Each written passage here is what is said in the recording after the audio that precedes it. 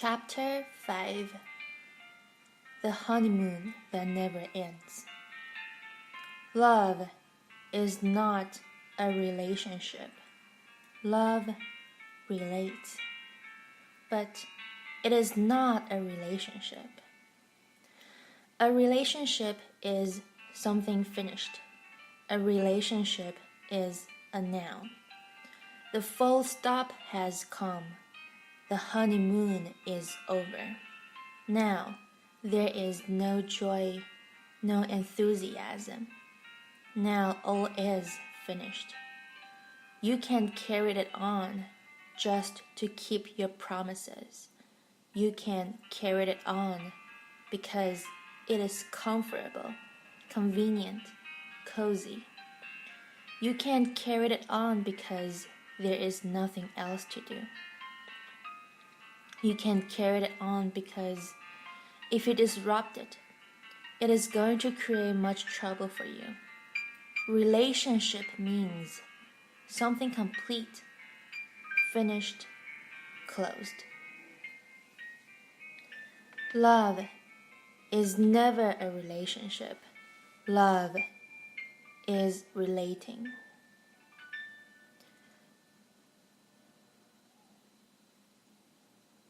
It is always a river, flowing, unending.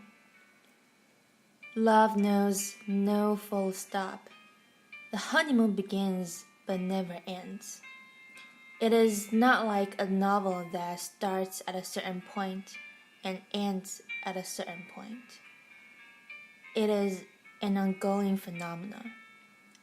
Lovers and love continues. It is a continuum. It is a verb, not a noun. And why do we reduce the beauty of relating to relationship? Why are we in such a hurry? Because to relate is insecure. The relationship is a security. Relationship has a certainty. Relating is just a meeting of two strangers, maybe just an overnight stay, and in the morning we say goodbye. Who knows what is going to happen tomorrow? And we are so afraid that we want to make it certain. We want to make it predictable. We would like tomorrow to be according to our ideas. We don't allow the freedom to have its own say, so immediately reduce every verb to a noun.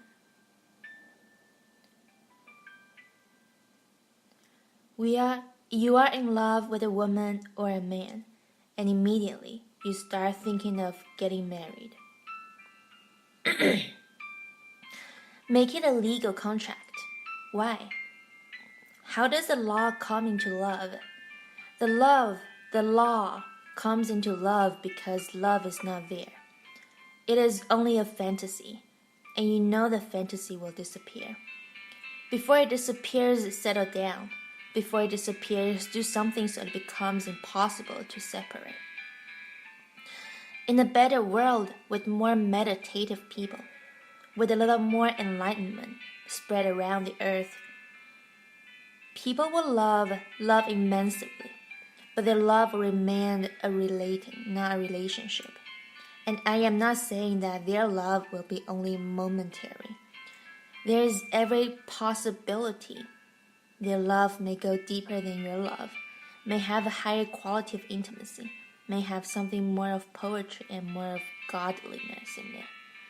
And there is every possibility their love may last longer than your so-called relationship ever lasts.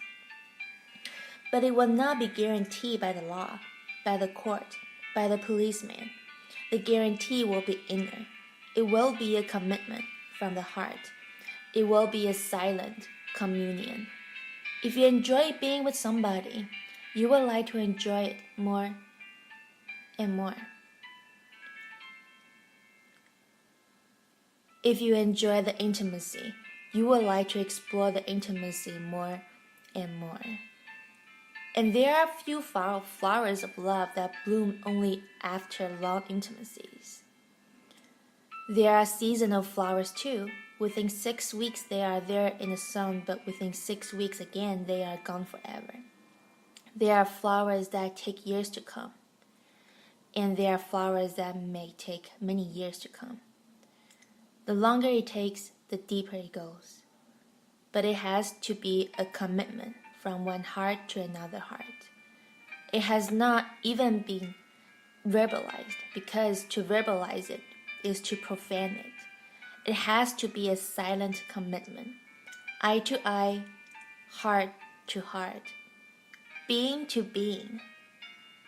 It has to be understood, not said. Forget about relationships and start to learn how to relate. Once you are in a relationship, you start taking each other for granted. That is what destroys all love affairs. The woman thinks she knows the man thinks he knows the woman.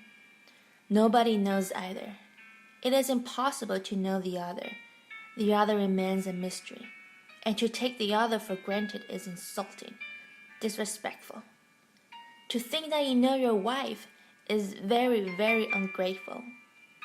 How can you know the woman? How can you know the man? They are processes. They are not things you own. The woman that you knew yesterday is not there today. So much water has gone down the river. She is somebody else, totally different. Relate again. Start again. Don't take it for granted. And the man that you slept with last night, look at his face again in the morning. He is no more the same person. So much has changed. So much, incalculably much has changed. That is the difference between a thing and a person. The furniture in the room is the same, but the man and the woman, they are no more the same.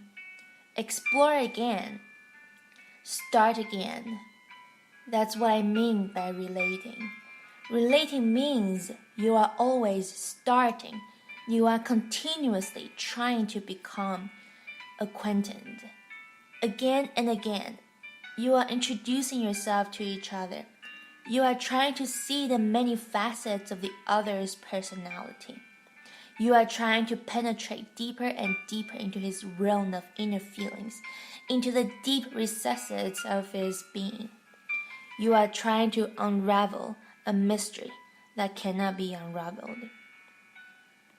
That is the joy of love. The exploration of consciousness.